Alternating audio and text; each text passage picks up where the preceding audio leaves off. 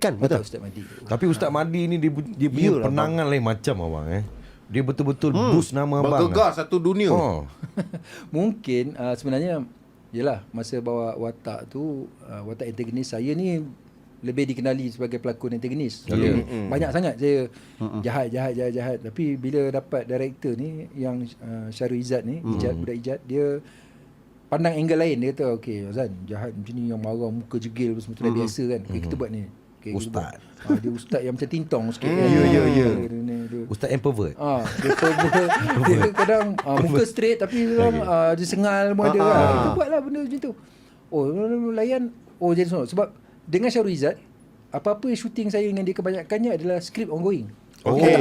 Saya tak tahu pun watak ni nanti akan jadi se-hardcore ni semuanya. Saya tak tahu. Jalan Sampailah saya berlakon 1000 tahun, masih skrip ongoing. Saya tak tahu siapa yang mati, siapa yang hidup tengah-tengah, saya tak tahu.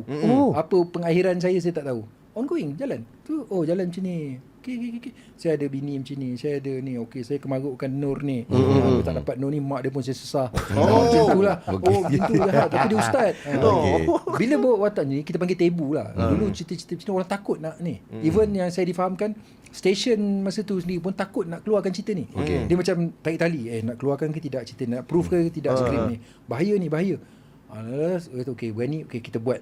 Okey, cerita ni setelah dijelaskan apa ni kan. Kita buat okey, cerita ni bukanlah nak menghentam golongan agama. Tapi kita khuatirkan ada segelintir yang menjadi penunggang ni kan.